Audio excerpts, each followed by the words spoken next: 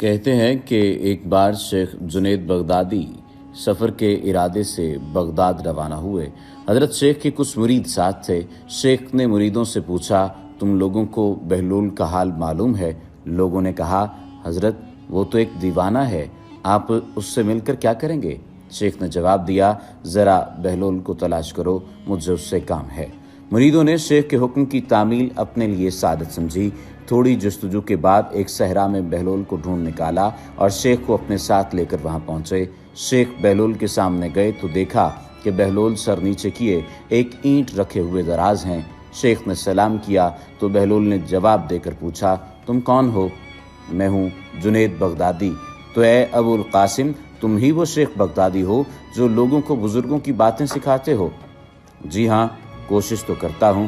اچھا، تو تم اپنے کھانے کا طریقہ تو جانتے ہی نہیں ہوگے؟ کیوں نہیں؟ بسم اللہ پڑھتا ہوں اور اپنے سامنے کی چیز کھاتا ہوں، چھوٹا نوالا بناتا ہوں، آہستہ آہستہ چباتا ہوں، دوسروں کے نوالے پر نظر نہیں ڈالتا اور کھانا کھاتے وقت اللہ کی یاد سے غافل نہیں ہوتا۔ پھر آپ نے دوبارہ فرمایا، جو لقمہ بھی کھاتا ہوں الحمدللہ کہتا ہوں، کھانا شروع کرنے سے پہلے ہاتھ دھوتا ہوں اور فارغ ہونے کے بعد بھی ہاتھ دھوتا ہوں۔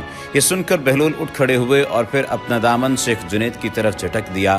پھر ان سے کہا، تم انسانوں کے پیر مرشد بننا چاہتے ہو اور حال یہ ہے کہ اب تک کھانے پینے کا طریقہ بھی نہیں جانتے۔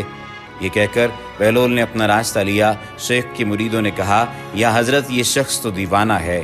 آپ نے فرمایا، ہاں دیوانہ تو ہے، مگر اپنے کام کے لیے ہوشیاروں کے بھی کان کاٹتا ہے۔ اس سے سچی بات سننا چاہیے، آؤ اس کے پیچھے چلیں، مجھے اس سے کام ہے۔ بہلول ایک ویرانے میں پہنچ کر ایک جگہ بیٹھ گئے۔ شیخ بغدادی اس کے پاس پہنچے تو انہوں نے شیخ سے پھر یہ سوال کیا، کون ہو تم؟ میں ہوں بغدادی شیخ جو کھانا کھانے کا طریقہ نہیں جانتا۔ بہلول نے کہا، خیر تم کھانا کھانے کے آداب سے ناواقف ہو تو گفتگو کا طریقہ جانتے ہی ہوگے۔ شیخ نے جواب دیا، جی ہاں جانتا تو ہوں، تو بتاؤ کس طرح بات کرتے ہو؟ میں ہر بات ایک اندازے کے مطابق کرتا ہوں، بے موقع اور بے حساب نہیں بولے جاتا۔ سننے والوں کی سمجھ کا اندازہ کر کے خلق خدا کو اللہ اور رسول اللہ صلی اللہ علیہ وآلہ وسلم کے احکام کی طرف توجہ دلاتا ہوں۔ یہ خیال رکھتا ہوں کہ اتنی باتیں نہ کہوں کہ لوگ مجھ سے بیزار ہو جائیں۔ باطنی اور ظاہری علوم کے نقطۂ نظر میں رکھتا ہوں۔ اس کے ساتھ گفتگو کے آداب سے متعلق کچھ اور باتیں بھی بیان کی۔ بہلول نے کہا، کھانا کھانے کے آداب تو ایک طرف رہے، تمہیں تو بات کرنے کا ڈھنگ بھی نہیں آتا۔ پھر شیخ سے منہ پھیرا اور ایک طرف چل دیے۔ مریدوں سے خاموش نہ رہا گیا۔ انہوں نے کہا، یا حضرت یہ شیخ تو دیوانہ ہے، یہ شخص تو دیوانہ ہے، آپ دیوانے سے بھلا کیا توقع رکھتے ہیں؟ بھائی مجھے تو اس سے کام ہے، تم لوگ نہیں سمجھ سکتے۔ اس کے بعد شیخ نے پھر بہلول کا پیچھا کیا۔ بہلول نے مڑ کر دیکھا اور کہا، تمہیں کھانا کھانے اور بات کرنے کے آداب نہیں معلوم ہیں، سونے کا طریقہ تو معلوم ہوگا۔ شیخ نے کہا، جی ہاں معلوم ہے۔ اچھا بتاؤ تم کس طرح سوتے ہو؟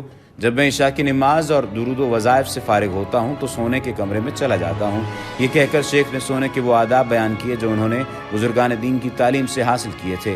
بہلول نے کہا، معلوم ہوا کہ تم سونے کے آداب بھی نہیں جانتے۔ یہ کہہ کر بہلول نے جانا چاہا تو حضرت جنید بغدادی نے ان کا دامن پکڑ لیا اور کہا، اے حضرت میں نہیں جانتا، اللہ کے واسطے تم مجھے سکھا دو۔ کچھ دیر بعد بہلول نے کہا، میاں یہ جتنی باتیں تم نے کہیں سب بات کی چیزیں ہیں، اصل بات مجھ سے سنو۔ کھانے کا اصل طریقہ یہ ہے کہ سب سے پہلے حلال کی روزی ہونی چاہیے۔ اگر غذا میں حرام کی آمیزش ہو جائے تو جو آداب تم نے بیان کیے ان کے برتنے سے کوئی فائدہ نہ ہوگا اور دل روشن ہونے کے بجائے اور تاریک ہو جائے گا۔ شیخ جنید نے بے ساختہ کہا، جزاک اللہ خیر، اللہ تمہارا بھلا کرے۔ پھر بہلول نے بتایا، گفتگو کرتے وقت سب سے پہلے دل کا پاک اور نیت کا صاف ہونا ضروری ہے، اور اس کا بھی خیال رہے کہ جو بات کہی جائے اللہ کی رضامندی کے لیے ہو۔ اگر کوئی غرض یا دنیاوی مطلب کا لگاؤ یا بات فضول قسم کی ہوگی تو خواہ کتنے ہی اچھے الفاظ میں کہی جائے تمہارے لیے وبال جان بن جائے گی، اس لیے ایسے کلام سے خاموشی بہتر ہے۔ پھر سونے کے متعلق بتایا، اسی طرح سونے سے متعلق جو کچھ تم نے کہا وہ بھی اصل مقصود نہیں ہے۔ اصل بات یہ ہے کہ جب تم سونے لگو تو تمہارا دل بغض، کینہ اور حسد سے خالی ہو، تمہارے دل میں دنیا اور مال دنیا کی محبت نہ ہو، اور نیند آنے تک اللہ کے ذکر میں مشغول رہو۔ بہلول کی بات ختم ہوتے ہی حضرت جنید بغدادی نے ان کے ہاتھوں کو بوسہ دیا اور ان کے لیے دعا کی۔ شیخ جنید کے مرید یہ منظر دیکھ کر حیران رہ گئے۔ اس کے علاوہ بھی بہت سارے واقعات ہیں جو شیخ جنید بغدادی رحمۃ اللہ تعالیٰ علیہ کے बहुत मशहूर वाक़यात में से शामिल हैं। हज़रत जुनैद बगदादी रहमतुल्लाह ताला अलैह फरमाते हैं कि कुदरत ने अजीब अजीब अंदाज से मेरी दस्तगीरी की और इबरत के लिए अजीब अजीब मनाज़र दिखाए। एक बार सफ़र हज के दौरान रेगिस्तान से गुजर रहा था कि एक शख्स बबूल के दरख्त के नीचे बैठा हुआ नजर आया। मैंने करीब जाकर देखा तो एक नौजवान था जो हक की तलाश में घर से निकला था। लोग आ रहे थे, जा रहे थे, मगर तुम एक ही जगह बैठे हो। मैंने नौजवान से दरियाफ्त किया, आखिर इसकी वजह क्या है?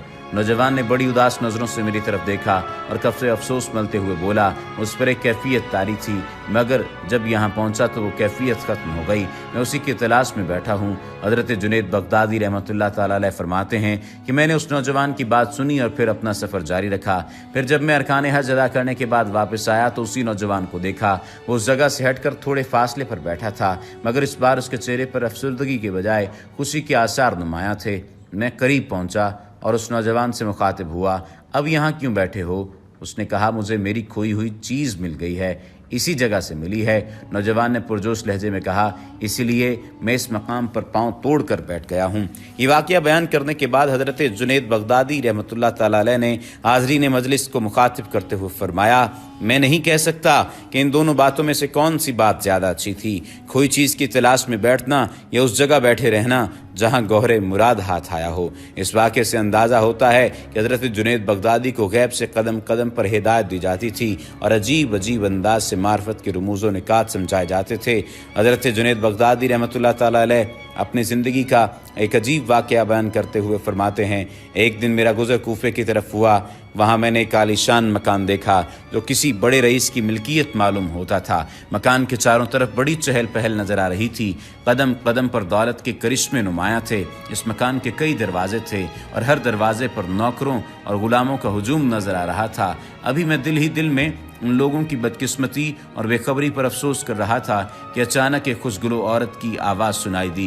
मैंने गौर से सुना, वो औरत निहायत दिलकश आवाज़ में ये अशार गा रही थी, ए मकान, तेरी चार दीवारी के अंदर कभी कोई गम ना आए और तेरे रहने वालों के साथ ये जालिम ज़माना कभी मजाक न करे। जैसा कि उसकी आदत है कि वो बड़े महल्लात को आन की आन में वीरान कर देता है। जब कोई मेहमान बेघर हो तो ऐसे मेहमान के लिए तो कैसा अच्छा घर है। हज़रत जुनैद बगदादी रहमतुल्लाह ताला अलैह ने औरत के अशार सुने तो ये फरमाते हुए आगे तशरीफ़ ले गए, इन लोगों की हालत बहुत नाजुक है और संगीन है। ये दुनिया और इसकी रंगीनियों में मुकम्मल तौर पर गर्क हो चुके हैं। फिर एक मुद्दत के बाद इत्तेफाक से हज़रत जुनैद बगदादी का गुज़र उस महल नुमा मकान की तरफ से हुआ। आपने हैरान होकर उस इशरत कदे पर नज़र डाली, कोई नौकर और ग़ुलाम वहाँ मौजूद नहीं था। दरो दीवार इंतहाई खस्ता हो चुके थे और जगह जगह से ईंटें गिर रही थीं। रेशमी पर्दे धज्जियों में तब्दील होकर पैबंदे खाक हो चुके थे। दरवाजे तबाह हो गए थे। अब न साहिब जायदाद था न दरबान था। फानूसों और कुमकुमों की जगह चमगादड़ों ने अपने मस्कन बना लिए थे। जिन कमरों में शहर के बड़े बड़े उमरा जमा होकर दादो ऐश दिया करते थे, अब वहाँ आवारा कुत्तों ने डेरे डाल दिए थे। हर तरफ ज़िल्लत व नहूसत बरस रही थी और हातिफ गैब ये अशार पढ़ रहा था, इसकी सारी खूबियाँ जाती रहें और रंजो अलम नुमायाँ हो गए। ज़माने का यही मिजाज है कि वह ऐसे मकान को सही व सालम नहीं छोड़ेगा। लिहाजा मकान के अंदर जो उन्स मोहब्बत पाया जाता था उसे वहशत में बदल दिया गया है और कैफ सुरूर की जगह शोर और मातम बर्पा किया गया है। आप इस बात से अंदाज़ा लगाइए कि बुज़ुर्गों की ज़िंदगी से हमें सीखने को क्या कुछ मिल सकता है। हज़रत जुनैद बगदादी और बहलोल दाना के अगर अक़वाल की बात की जाए, उन तमाम तर सूरत हाल की बात की जाए, तो हम सिर्फ शायद यही समझते हैं कि सिर्फ बात करना काफ़ी है, सिर्फ खाना पीना काफ़ी है या सोना काफ़ी है। दर हकीकत जिस तरह से जिस अंदाज में बहलोल दाना ने ये बात समझाई कि खाने की अगर बात है जहाँ तक, तो हलाल खाना सबसे अहम बात है। अगर गुफ्तगू की बात है तो सच बात दर हकीकत गुफ्तगू का माहसल है और हासिल गुफ्तगू का सच बात ही है। जब तक सच बात नहीं की जाएगी, जब तक सच नहीं कहा जाएगा, उस वक्त तक गुफ्तगू में वो रंग ढंग नहीं आ सकेगा और गुफ्तगू का असर नहीं हो सकेगा। और सोने की बात जहाँ तक है, अल्लाह की याद में अगर आप दिन बसर करें तो अल्लाह की याद में ही आप सोए जाएं। यानी इसमें जो मुराद है वो बुनियादी तौर पर आपकी तमाम तर ज़िंदगी भी इबादत में गुजरनी चाहिए और मौत के वक्त भी आपकी ज़ुबान पर कलमा तैयबा لا الہ الا اللہ جاری ہونا چاہیے، اور یہ تب ہی ہو سکے گا جب ہم حقوق العباد پورے کریں گے، یہ تب ہی ہو سکے گا جب ہم حقوق العباد پورے کرتے ہوئے حقوق اللہ کی جانب آئیں گے۔ وما علینا الا البلاغ المبین۔